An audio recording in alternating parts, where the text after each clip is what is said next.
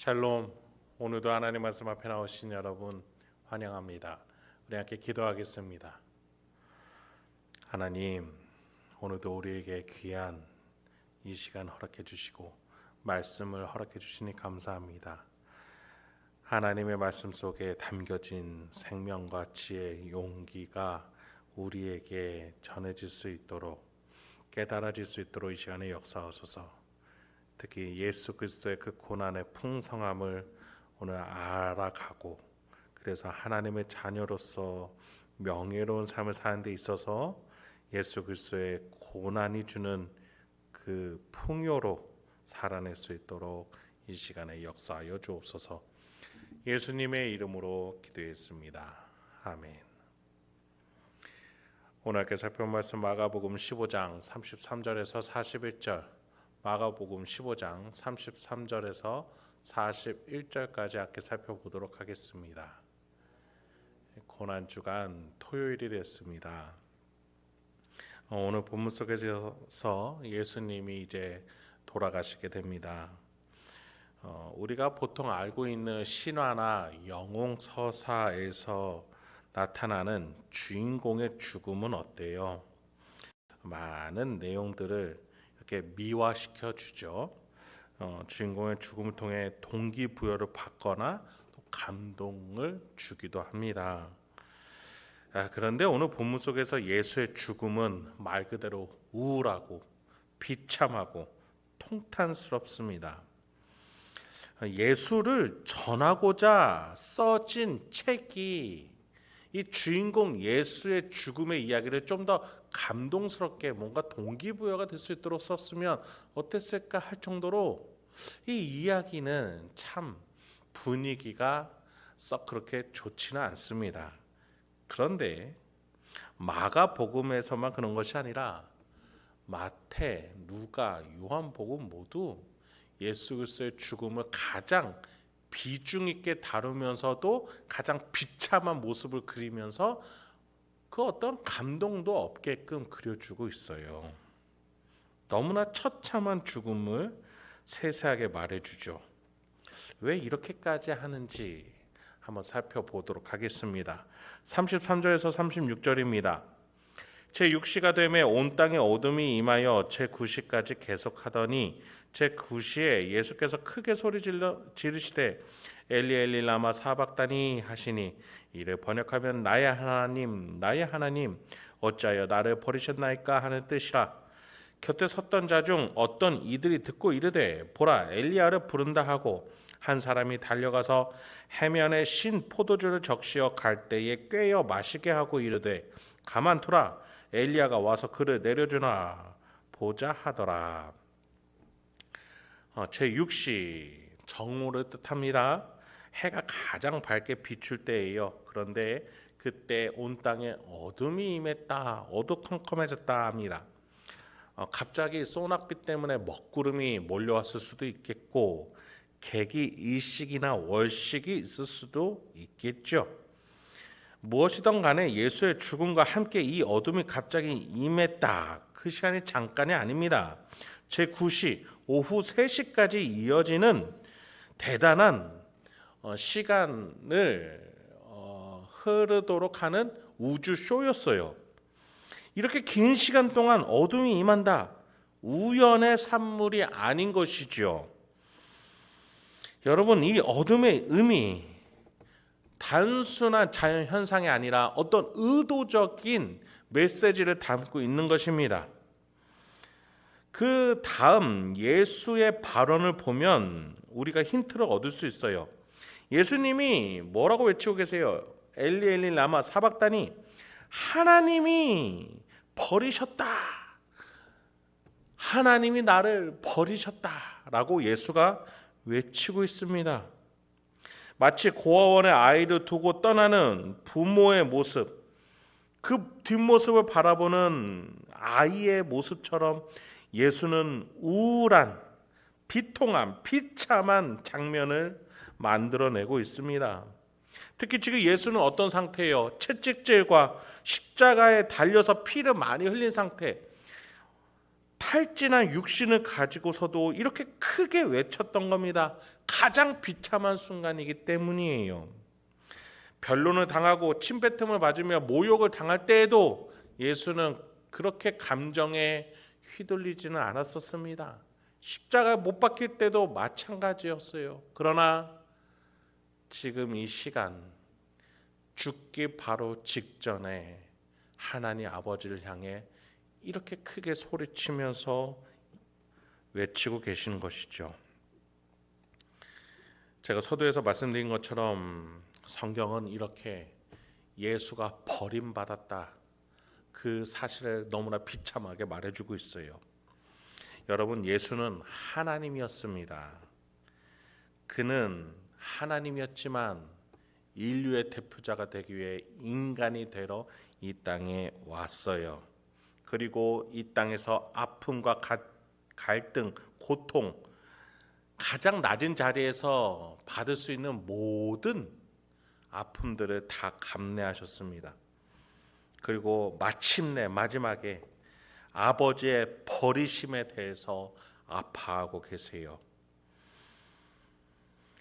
성부 하나님과 성자 하나님은 이렇게 인간을 사랑하기 위해서 위대한 결단과 위대한 순종으로 지금 이 시간을 함께 살아내고 계시는 거예요.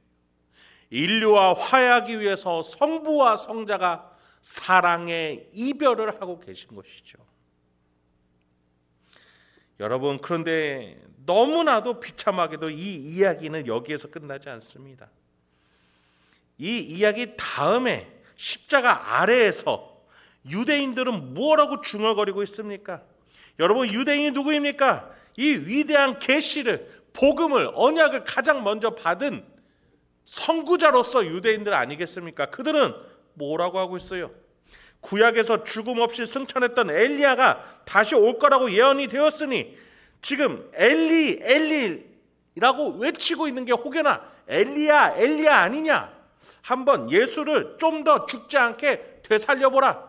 신포도주를 먹여서 그가 죽지 않게 좀 해봐라. 불마와 불병거를 타고 간 엘리야가 다시 웅장한 모습으로 혹시나 올 수도 있으니 한번 지켜보자. 아둔에도 이렇게 아둔한 모습이 될 수 있을까 싶을 정도 아니겠습니까? 지금 이 예수가 왜 죽는지, 왜 하나님을 향해서 나를 버리십니까? 라고 외치는지 예수님께서 공생의 사역을 위해 동안 누누이 말씀해 오셨습니다. 그리고 이것들은 구약에서 계속해서 예언되어 왔습니다. 하나님께서 보내실 그 구원자의 모습은 웅장한 왕의 모습이 아니라 고통당하고 고난받으며 피조물들에게 죽임당하는 보잘것 없는 모습으로 이 땅에 오실 것이다 라고 계속해서 시편과 이사야 선지자를 통해서 예언되었다라고 어제도 말씀을 드렸습니다. 그럼에도 그 구약의 정통했다라고 말하는 유대인들, 종교 지도자들은 예수를 향해서 모욕적인 언사를 계속해서 내뱉고 있는 것이지요. 저희가 말하는 엘리야, 혹시 그 엘리야 아니냐? 조금만 더 살려놔 보라. 그러한 모욕 속에서 예수님은 이제 돌아가시게 됩니다. 37절부터 41절입니다. 예수께서 큰 소리를 지르시고 숨지시니라. 이에 성소 휘장이 위로부터 아래까지 찢어져 둘이 되니라. 예수를 향하여 섰던 백부장이 그렇게 숨지심을 보고 이르되 이 사람은 진실로 하나님의 아들이었도다 하더라. 멀리서 바라보는 여자들도 있었는데 그 중에 막달라 마리아와 또 작은 야고보와 요새의 어머니 마리아와 또 살로메가 있었으니 이들은 예수께서 갈릴리에 계실 때에 따르며 섬기던 자들이요 또 이외에 예수와 함께 예루살렘에 올라온 여자들도 많이 있었더라. 예수가 죽음을 맞이하게 됩니다. 유대인들 눈에 보이는 기적과 또 자신이 원하는 표적, 유대인들은 그것들을 요구했지만 성부와 성자는 이 죽음만 보여주실 뿐이었어요. 예수가 죽게 되니 가장 첫 번째 일어난 사건으로 마가는 성소의 커튼이 찢어졌다라고 말해요. 성소, 하나님이 임재하시는 가장 거룩한 공간이었어요. 근데 커튼이 찢어지면서 어떻게 될까요? 그 거룩한 공간이 이제 거룩하지 않은 공간이 되었을까요? 아니요. 예수님의 죽으심으로 오히려 그 공간이 확장되어져서 온 지구가 거룩해지는 그 방향으로, 이 지구가 하나님이 창조하신 그때의 계획대로 완성해지는 그 길로 나아가기 시작하게 되었다라는 거예요. 악해지고 있는 지구, 타락해져 버린 이 지구와 인류와 모든 창조물들이 예수 그리스도의 죽음으로 다시 방향을 선회하게 되었어요. 거룩한 새하늘과 새 땅으로 나아갈 재료가 되기 시작했다라는 것이지요. 그렇습니다. 하나님은 창조해놓고 포기하지 않으십니다.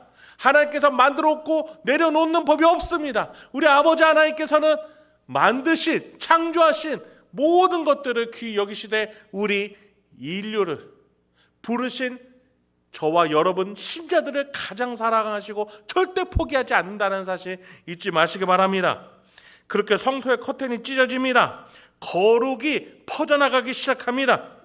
예수의 몸이 찢어졌기 때문에 하나님과 인간 사이에 가로막혔던 벽, 그 거룩이라는 벽이 이제 찢어지고 확장되기 시작한 것이죠. 그 어떤 죄인도, 그 어떤 배반자도, 그 어떠한 실수와 오류가 있는 인간들도 하나님을 향해 예수 그리스도를 고백하면 거룩에 동참하는 하나님의 자녀가 될 수 있다는 사실이 지금으로부터 시작이 된 것이지요. 이러한 놀라운 영적 원리가 유대인들 앞에서 이루어지고 있지요. 누누이 선지자들로부터 또 언약과 말씀으로부터 유대인들이 받았죠. 그러나 그들은 교만과 아집으로 받아들이지 못했습니다. 하지만 예수 곁에 섰던 백부장은 단번에 예수가 하나님의 아들이구나 라고 고백하게 됩니다. 여러분, 여기서 우리가 진지하게 우리의 신앙에 대해서 돌아볼 수 있어야겠습니다. 과연 신앙이라는 것이 쌓으면 쌓을수록 더 깨달아지는 것인지 돌아볼 수 있게 소망합니다. 오히려 아무것도 모르다가 예수 곁에 섰다가 예수의 행적을 바라보면서 깨달은 이 백부장의 고백, 그 고백이 우리의 고백이 되려면 우리는 어쩌면 내가 그동안 갖고 있던 신앙에 대한 편견, 그것들을 내려놔야 되는 것 아닌가 돌아보기 소망합니다. 여러분, 우리가 다시 한번 본질로 나아가야겠습니다. 예수님의 죽으심, 그 죽으심과 고난의 풍요와 풍성한 은혜로 나아갈 수 있길 소망합니다. 예수님이 날 위해서 왜 고난받으셨고 왜 죽으셨는지 그 사실에 다시 한번 집중할 수 있는 저와 여러분이 되길 소망합니다. 그리하여 오늘 하루도 또 다가올 부활절을 준비하는 우리의 모습 속에서 예수님의 순환과 죽으심, 그 속에 나를 위한 그토록 큰 사랑과 풍성한 은혜가 있음을 기억하며 오늘 하루도 예수님의 그 사랑으로 명예롭게 살아가시는 저와 여러분이 되길 소망합니다. 함께 기도하겠습니다. 하나님 아버지, 오늘도 우리에게 귀한 말씀 주시니 감사합니다. 예수 그리스도께서 왜 죽으셔야만 했고 왜 성부 하나님과 성자 하나님이 이별을 하실 수밖에 없었는지, 성부 하나님이 예수님을 왜 버리실 수밖에 없었는지 다시 한번 묵상해 봅니다. 주여, 나를 어찌나 그렇게 귀하게 여기시는지, 나를 어찌 그렇게 사랑스럽게 여기시는지 그런 위대한 결단과 사랑의 발로를 시작하셨는지 되돌아봅니다. 주여, 교만하고 악한 우리의 습성은 이 놀라운 영적 원리를 쓸데없는 것으로 치부케 합니다. 눈앞에 있는 당장의 표적과 소득과 이익만을 바라보게 합니다. 이생의 자랑만 바라보게 합니다. 주여, 우리가 하나님의 놀라운 구속사의 영적 원리를 바라보며 우리의 내면으로부터 시작하는 그 풍요한 은혜에 동참할 수 있도록 이 시간에 우리의 영혼을 인도하여 주옵소서. 깨닫게 하여 주시옵소서. 예수님의 이름으로 기도했습니다. 아멘.